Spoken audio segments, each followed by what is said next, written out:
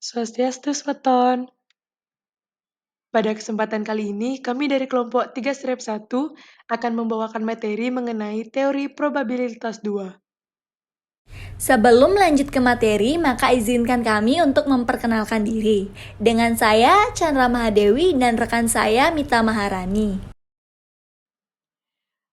Materi yang dibahas mengenai teknik sampling. Sampling adalah proses di mana porsi dari suatu populasi diseleksi agar dapat mewakilkan populasi tersebut. Tujuan dari dilakukannya sampling adalah untuk mendapatkan sampel atau objek sampling yang benar-benar sesuai dan dapat menggambarkan populasi untuk dijadikan sebagai subjek penelitian. Untuk mengambil sampel, teknik sampling terbagi menjadi dua kategori, yaitu probability sampling dan non-probability sampling. Yang akan saya bahas mengenai probability sampling. Sampling yang termasuk ke dalam probability sampling menekankan prinsip bahwa setiap subjek dalam populasi memiliki kesempatan 50-50 untuk terpilih atau tidak terpilih sebagai sampel. Berikut beberapa teknik sampling dengan jenis probability sampling. Ada 4 yang termasuk ke dalam probability sampling. Yang pertama, simple random sampling.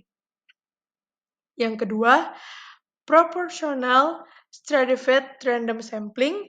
Yang ketiga, disproportional stratified random sampling. Yang keempat, area cluster sampling. Yang pertama, simple random sampling. Jenis sampling ini dilakukan dengan penyeleksian secara acak pada setiap elemen tanpa memperhatikan strata dalam populasi tersebut. Pengambilan sampel ini merupakan teknik dengan jenis probabilitas yang sangat sederhana. Jadi dari banyaknya populasi, untuk yang dijadikan sampel boleh dari mana saja, atau bisa dikatakan sebagai acak. Yang kedua, proportional stratified random sampling adalah teknik pengambilan sampel pada populasi yang heterogen dan berstrata dengan mengambil sampel dari tiap-tiap subpopulasi yang jumlahnya disesuaikan dengan jumlah anggota dari masing-masing subpopulasi secara acak atau serampangan. Teknik pengambilan sampel secara proportional stratified random sampling digunakan dengan tujuan untuk memperoleh sampel yang representatif. Seperti dicontoh, dengan melihat populasi siswa di jenjang SD sampai SMA di kota X, sehingga peneliti mengambil sampel dari ketiga jenjang tersebut, diambil wakilnya sebagai sampel. Di sini kami menggunakan 90 sampel yang dimana 90 sampel ini dibagi rata kepada 3 jenjang pendidikan, yaitu 30 sampel untuk jenjang SD, 30 sampel untuk jenjang SMP, dan 30 sampel untuk jenjang SMA. Yang ketiga, disproportional stratified random sampling atau sampel acak berstrata proporsional adalah teknik pengambilan sampel yang dilakukan apabila sifat atau unsur dalam populasi tidak homogen dan berstrata secara kurang atau tidak proporsional.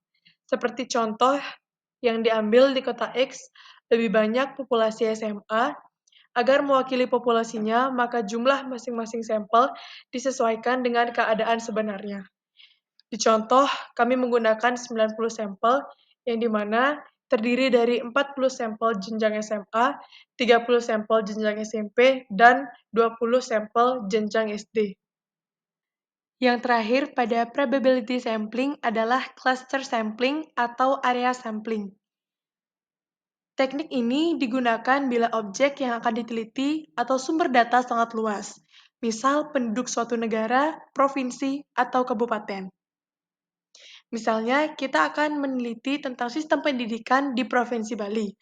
Mengingat wilayah di Provinsi Bali terdiri dari beberapa kabupaten dan kota, kami akan mengambil sampel di Kota Denpasar. Setelah dilihat, Wilayah Kota Denpasar itu terdiri dari 4 kecamatan. Kita bisa mengambil sampel dari salah satu kecamatan tersebut. Misalnya, pada kali ini kita akan mengambil sampel di wilayah Denpasar Utara. Baik, itu saja mengenai pembahasan probability sampling. Selanjutnya, pembahasan tentang non-probability sampling akan dijelaskan oleh Chandra. Selanjutnya, saya akan menjelaskan tentang non-probability sampling, yang dimana semua anggota populasi tidak memiliki peluang yang sama untuk dijadikan sampel. Yang pertama adalah sampling sistematis. Sampling sistematis adalah teknik pengambilan sampel berdasarkan urutan anggota populasi yang diberikan nomor urut.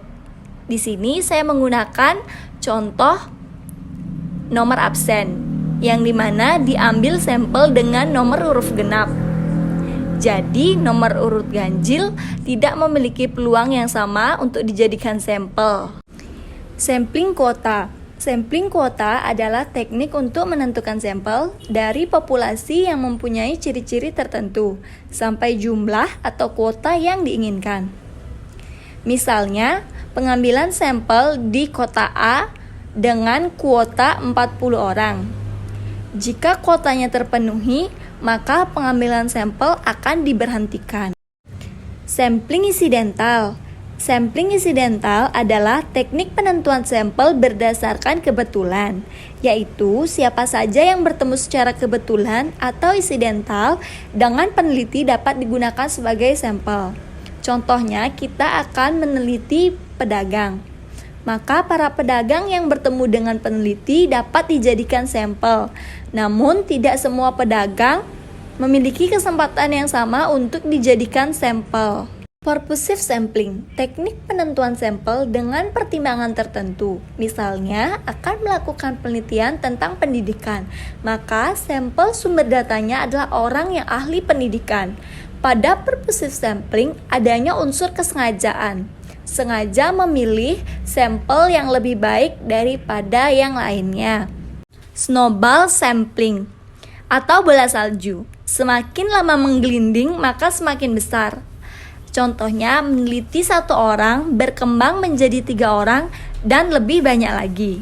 Selanjutnya adalah total sampling, yang dimana mengambil seluruh populasi sebagai sampel. Misalnya, populasi 100 orang, diambil sampel 15. Tidak cukup, maka diambillah populasinya. Oke, sekian penjelasan dari kami. Mohon maaf bila banyak salah kata. Makasih banget buat yang udah nonton. Dan jangan lupa berikan nilai yang bagus ya semeton. Om Santi Santi Santi Om.